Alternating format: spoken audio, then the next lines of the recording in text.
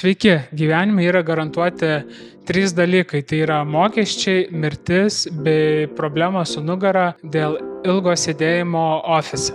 Ir aš esu neišimtis, kadangi daug praleidžiu dirbant su kompiuteriu ir turiu daug problemų dėl to su laikysena, bet pasidalinsiu patarimais, kurie man bent šiek tiek padėjo sumažinti šį žalingą poveikį.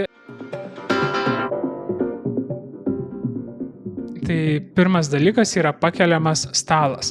Manau, jog tai yra labai svarbus ne tik tai tam, jog padėtų karts nuo karto atsistojus darbuotis, bet pakeliamo stalo funkcija labai svarbi, norint susireguliuoti taisyklingą stalo aukštį, dirbant ofise su kėde. Aš pirkau Up Bjorn stalą, kuris turi labai gerą kainos ir kokybės santykį, netgi lyginant su įprastais ofiso stalais, kurie nėra automatiniai. Dėl to manau, jog tai yra labai lengvas pasirinkimas įsigyti tokį stalą. Šį stalą pirkau Hauster.lt internetiniai parduotuviai, kur tikrai galėtumėte rasti gerą kainą savo tinkamą stalą.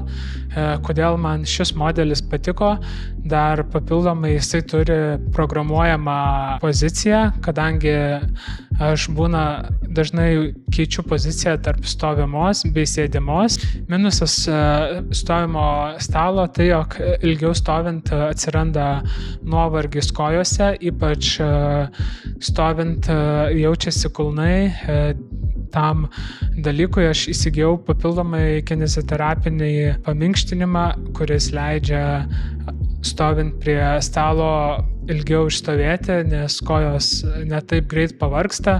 Stovint ilgesnį laiką kūno padėtis tampa nekontroliuojama, ypač dirbant labai dažnai pasimiršta taisyklingas stovėjimas ir atsiranda susikūprinimai, kas man asmeniškai nutinka praėjus kažkur 30 minučių stovint prie stalo. Dėl to labai svarbu keisti pozicijas iš stovimos į sėdimą. Tai atsisėdus taip pat yra labai svarbi ofiso kėdė. Dėl to mano pasirinkimas buvo įsigyti ergonominę kėdę. Ir norint įsigyti tinkamą ergonominę kėdę nėra lengvas dalykas, kadangi labai yra platus asortimentas ir kainų spektras yra irgi labai platus ir buvo labai svarbu rasti kokybišką kėdę už gerą kainą.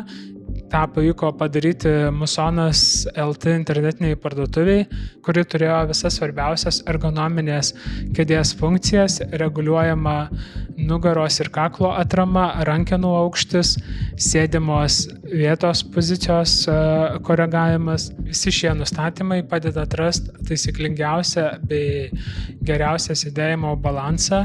Minusas, kaip ir dauguma kitų kėdžių, yra, jog ilgesnį laiką prasėdint kėdėje kūno padėtis pasikeičia į žalingą dažniausiai, jog atsiranda noras šiek tiek kuprintis, įsipatoginti netaisyklingai. Todėl skirtumas toks dar būtų ergonominės kėdės nuo įprastos ofiso kėdės, tai jog padeda geriau ugdyti taisyklingus įpročius, sėdėti prie stalo. Norint išlaikyti sveiką balansą, tai reikia jausti intervalus, kiek gali išsėdėti taisyklingai. Jeigu matai, jog atsiranda problemos ir tampa sunku sėdėti taisyklingai, tada tiesiog keiti poziciją, šiuo atveju į stovimą. Tai trečias variantas tai būtų ergonominė baro kėdė.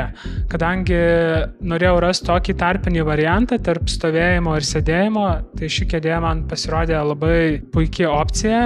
Ja taip pat pirkau iš Musonas.lt internetinės parduotuvės, kadangi tai yra labai specifinio tipo kėdė ir jų labai siauras pasirinkimo asortimentas buvo. Dažniausiai jos pakankamai brangios būna, tai tiesiog labai apsidžiaugiau, jog pavyko rasti už gerą kainą. Tai yra puikus variantas tarp stovėjimo ir sėdėjimo, kadangi nėra nugaros atramos, jinai labiau įgalina nugaros raumenis bei nuima nuo kojų apkrovą, kas leidžia ilgiau išsėdėti, negu tiesiog stovint prie stalo. Nors ir tai atrodo kaip tobulas variantas, bet ši kėdė reikalauja nemažai fizinių pastangų, norint taisyklingai sėdėti ir kas pradžioje, ypač jeigu yra daug problemų su nugara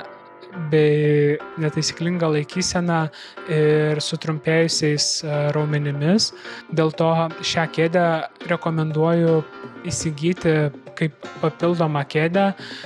Kaip ir minėjau video pradžioje, jog lengvo kelio nėra, norint išspręsti šias laikysenos problemas.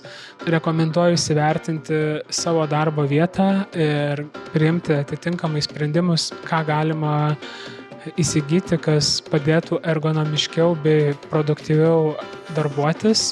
Ir šiandien būtų tiek ir susitiksim kitame epizode. Iki.